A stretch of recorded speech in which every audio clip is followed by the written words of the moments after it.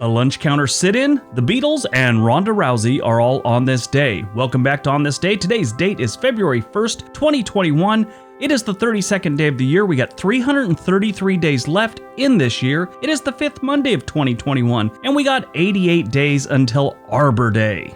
Yeah, Arbor Day. Remember that? Nobody does. Moving on. Today is National Baked Alaska Day. Ice cream and cake come together on February 1st in a celebration that's called National Baked Alaska Day. Now, if you never had Baked Alaska, basically you take a couple different layers of ice cream, you put them together kind of like Neapolitan, but you put strawberry, you freeze it, you put chocolate, you freeze it, then you put some vanilla ice cream that's kind of melted, and you freeze that also. Once they're all frozen, you put it on top of some cake, and then you cover it in meringue, and it's delicious. It just takes a long time to make. But today is National Baked Alaska Day. All right, let's see what else happened on February 1st.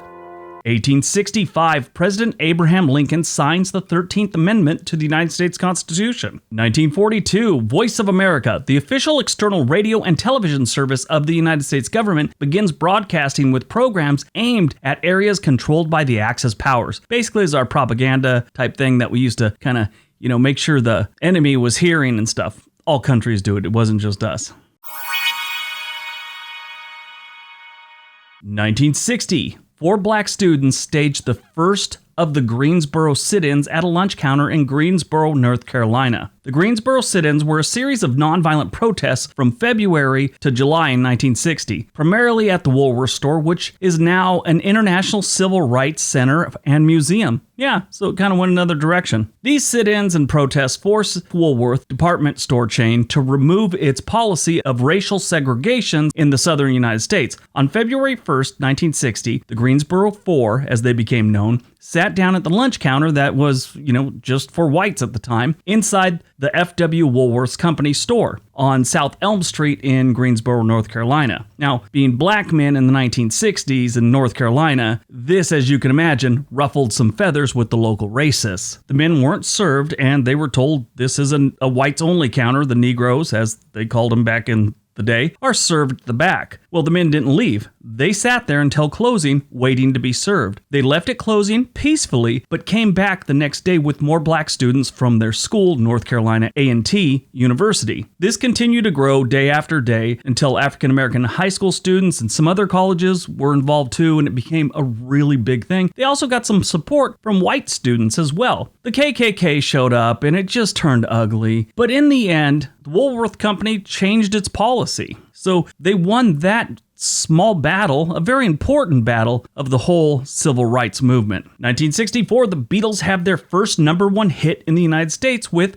I Want to Hold Your Hand. 1968, the New York Central Railroad and the Pennsylvania Railroad merge to form Penn Central Transportation. 1996, the Communication Decency Act is passed by the U.S. Congress. Now, this was an attempt to basically get pornography off the internet. They were trying to treat it like you would treat normal television stations like ABC, NBC, CBS to not have any, nudity or anything like that. Well, they tried to enforce this through the whole internet. Now, it didn't happen, obviously. This was the first attempt to kind of corral that whole situation. 2002, Daniel Pearl, American journalist and South Asian bureau chief of the Wall Street Journal, who was kidnapped on January 23rd, 2002, is beheaded on February 1st. His body was mutilated by the captors. It was just, there was a movie about this. It was so sad. Just sickening and sad. 2003, the Space Shuttle Columbia disintegrates during re-entry into Earth's atmosphere, killing all 7 astronauts on board. This is the second time they had a catastrophic failure of a space shuttle. 17 years earlier, the Challenger blew up as it was leaving Earth. Movies released on February 1st.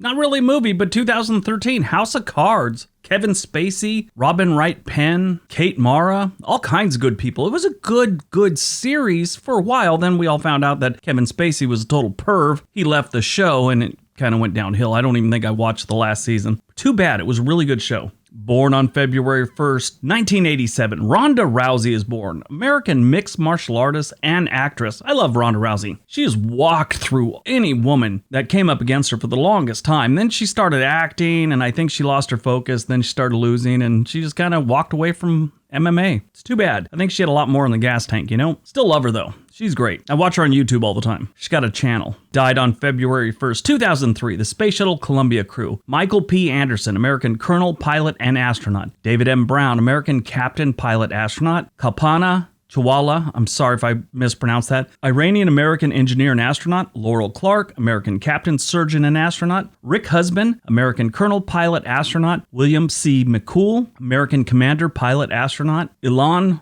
Roman, Israeli colonel, pilot, and astronaut. Sorry again if I mispronounced that. The accident occurred after minor damages that weren't repaired on the Columbia when it re-entered the atmosphere. Well, those minor damages, they got big. The damage allowed hot atmospheric gas to penetrate the heat shield and destroy the internal wing structure, which caused the spacecraft to become unstable and break apart on re-entry. Too bad.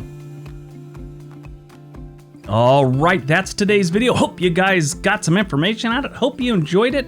Now go forth, be successful, be nice to each other.